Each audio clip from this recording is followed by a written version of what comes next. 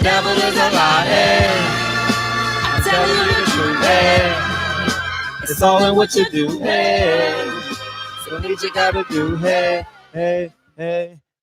hey, barbershop conversations, man. Feel free, hit the subscribe button. So we're gonna dive right into this. So all of this is allegedly, right? We're gonna say this was allegedly. I don't know. I just found a piece of paper on the floor.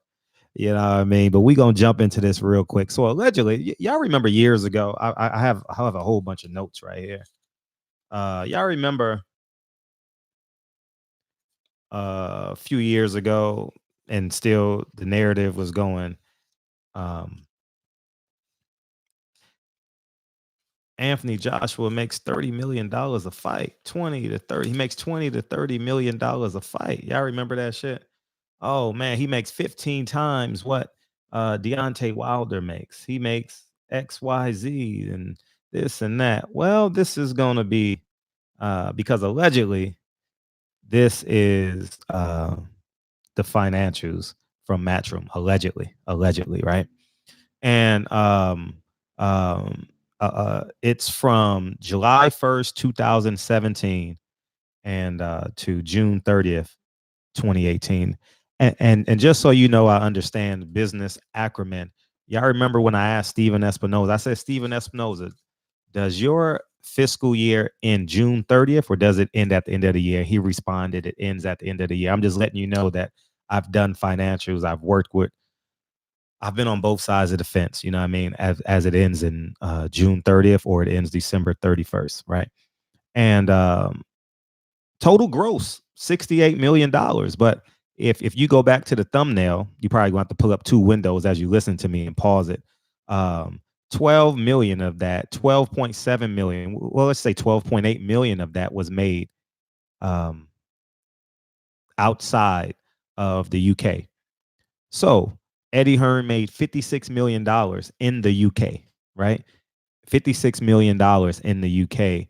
And the 12 million is from his fighters coming over here to America, fighting fighters from ESPN, Showtime, Fox. But Fox wasn't around then. You had all those other networks like NBC, so to speak, right? I don't know. Forgive me for not knowing when they dissolved, but I took some notes, and I just looked at his marquee fighters when I went on Matchroom. They had 92 fighters, right, under Matchroom, right? And I would say a third of that is from with the erection of the zone. So I would say I would take 1/3 of those fighters away. So let's say I'm just guesstimating right now. So let's say they had 60 fighters at Matchroom during that time frame, right? And I went and checked some dates. Dillian White fought 3 times. He fought Robert Helenius, Lucas Brown, all within this time frame. Dillian White had 3 fights during that time span, and I'm gonna help this make sense to you. Anthony Joshua had 2 fights. With the biggest one, he fought Takam and Joseph Parker. Callum Smith had 2 fights in this time period. Luke Campbell had 2 fights in this time period. And the list goes on. And Kell Brook, let's say I had Kell Brook too. And Kell Brook had 1 fight in this time period, 3-3-18. Now, if you just look at these 1, 2, 3, 4, 5 fighters and $55 million made overseas, if Anthony Joshua made $20 million, that only leaves $13 million left. That only leaves $15 million left over. And why did I use these? All these 5 fighters, let's see, 1, 2, 3, 4, 5, 6, 7, 8, 9. These 10 fights were all in the UK.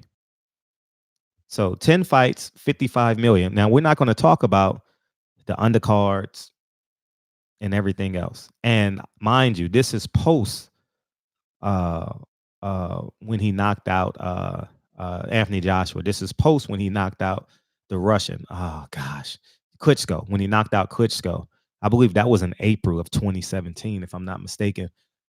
So he is a unified undisputed, undefeated world champion at the time. And Eddie Hearn is broadcast to the entire world that he has the best fighter in the world, and he could beat Deontay Wilder. He makes 10 times what Deontay Wilder makes. Well, allegedly, according to this piece of paper that I found on the ground, they only made $55 million in that calendar year. They only grossed $55 million in that calendar year in the UK and in Europe.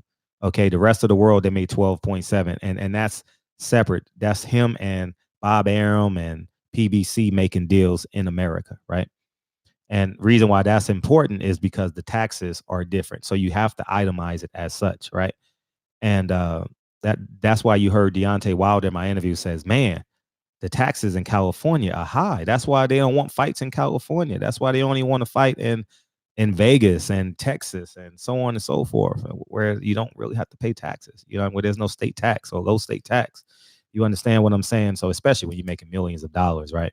So the point of this video is to let you guys know that Eddie Hearn has not told the truth as it relates to the real numbers Anthony Joshua is making. All right. He hasn't been truthful about the net worth of Matchroom Boxing. He hasn't been truthful about what Dillian White makes, Callum Smith makes, Luke Campbell makes, Kell Brook makes. He's making all this money. Now, there's so many different ways I can go. I mean, I could spend a week breaking down this pamphlet that I found on the ground. You understand what I'm saying? But everything that you hear is not everything that's truthful. Okay. Now, is Eddie Hearn and Barry Hearn a millionaire? By these financials, they are. I'm not going to sit here and say that they're not millionaires. But the point I'm making is they can't sustain themselves without help. And not many people can. And he's living off the dime of the zone. They're investing a lot of money.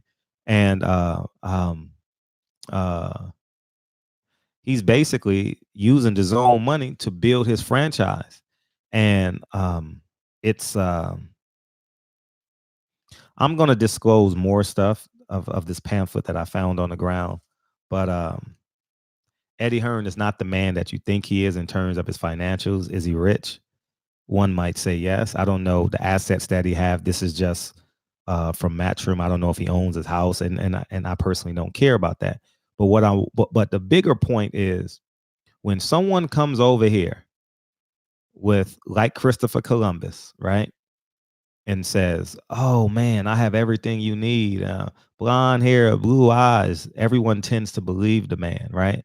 Without showing facts, artifacts, being truthful, being honest, right? So everyone just believes him and jumps in. "Hey, Eddie, can I have a job? Hey, Eddie, hey, I appreciate you, man. I shake your hand. I look you in the eye. And everything you say is, yes, sir, man. You never say no to the man, right?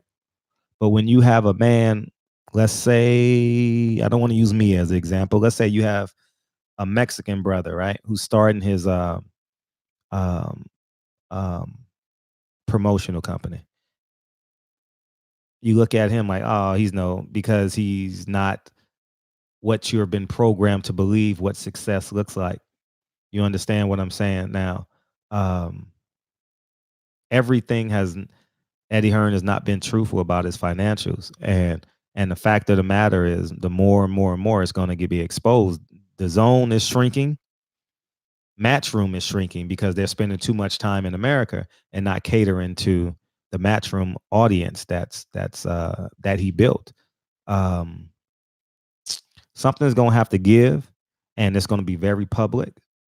Fighters are going to start getting agitated. They're going to start losing dates. The money's not going to be the same. Eddie Hearn is not going to be traveling as much. As you can see, the zone only has one card this month, according to that Eddie Hearn is promoting. That's in Miami, right? Remember, they were having shows like every 2 weeks, every 3 weeks. Their last card was December 20th. And then Eddie Hearn's next card is January 28th. And that's 5 weeks. So that goes to show you that they're being more meticulous in terms of where they're spending their money. And I have a lot to I know how to screen share, but I got to practice it and all that shit. But man, when we go through this financials, man, it's going to be very telling. And they don't have. And just so you know, I'm gonna do another video on this. It showed that they made post tax $4 million.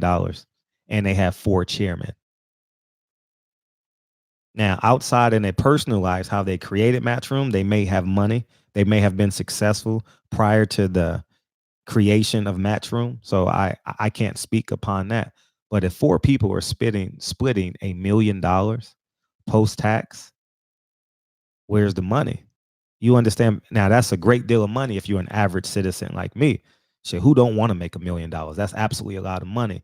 But in accordance to what Eddie Hearn is propagating, is what he's using to come out of his mouth. They're not who they say they are. Without the zone, they can't exist. All right. And Eddie Hearn is a great salesman. He's a great pitch man if you have time to listen. You know what I mean? But if you grew up where I come from, you can see this man a mile away. You understand what I'm saying? And I just want this to, and this is the absolute truth, man. I'm gonna do a no, I'm not gonna promise to do a screen sharing video, but um, it's it's pretty damning to what Eddie Hearn has been expounding. Now, keep in mind, this is from July 1st, 2017 to um, um, June 30th, 2018. These are their financials from then. I'll get next year's financials when they post it, and I'll be able to do some comparative analysis. But if they grow $69 million and Anthony Joshua makes $25 million a fight, that leaves $14 million for Dillian White, Callum Smith, Luke Campbell, Kell Brook, and that's not even including the undercard or the 50 other fighters. I'm going to use the term 50 now that he has on his things. What are they getting? $20 a fight. You know what I mean? And I don't know if Sky Sports subsidizes because he's Adam Smith is not a board member on Matchroom. I'm uncertain of that. I'm not saying that they're broke. I'm just saying Eddie Hearn is not who he say he is. All right. He don't have unlimited amounts of money. And if you're a media member and you want and you want the packet that I found that's allegedly Matchroom's financials, feel free to contact me. You know what I mean? If I trust you, I'll send it to you. You know what I mean? And you can do your own research on it because maybe things that I miss. But there's so many things that I want to outline.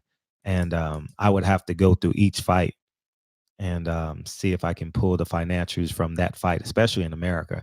I can definitely pull the financials from the commissions in America from 2017 to 2018 and check the financials and see if they add up. That takes a lot of time, man. And but anyway, so there you have it, man. Let me go back to the thumbnail and reiterate this again. UK and Europe, Eddie Hearn made 56 million gross, $56 million, right? And that's operational costs and everything, right? And he made 12.7 in America. But if he made $56 million, $56 million in the UK, how did Anthony Joshua get $20 million a fight? And this is post Klitschko, right? After Klitschko, Eddie Hearn was like, "Oh, he's rich, man. No one can afford him." And but it's going to be very interesting because I'm real curious to see what was the lease agreement between Showtime and Anthony Joshua and Matchroom, and that will give us a lot of detail as it relates to Anthony Joshua. All right, so I'm real interested because I remember Showtime had the fight because I remember sitting next to someone not from Showtime, but they were telling me the exact play from round one. Oh, Klitschko's about to walk in the ring, and we're gonna and then we're gonna have to fight. Then at the end of the fight, Klitschko walked into the ring, and I remember the exact day it was. It was during Jamal Charlo versus J Rock at the Galen Center, if I remember correctly. I remember that was the day that they agreed that Klitschko walked in the ring to fight Anthony Joshua, if I'm not mistaken. My memory serves me correctly. So, anyways, man, barbershop conversations, man. Eddie Hearn, man. I told y'all, man, everything comes to light. The truth comes to light. You know what I mean? And that's why y'all need to join my Patreon. Everyone need to join my Patreon. Barbershop conversations on Patreon. That's why I make $30,000 a year. I'm a worker. I'm an employee of my kids. You Google me, I'm dead broke. Barbershop conversations, man. Feel free, hit the subscribe button. I'll teach all y'all that on Patreon, man. And join my Patreon, and I'll teach you the financials and how to think and be well. I mean, better than what you are. You know what I mean? I can only give you what I believe to be true and what's worked for me. So barbershop conversations, man. Feel free, hit the subscribe button, and I appreciate y'all. And I'll talk to y'all real soon. Peace.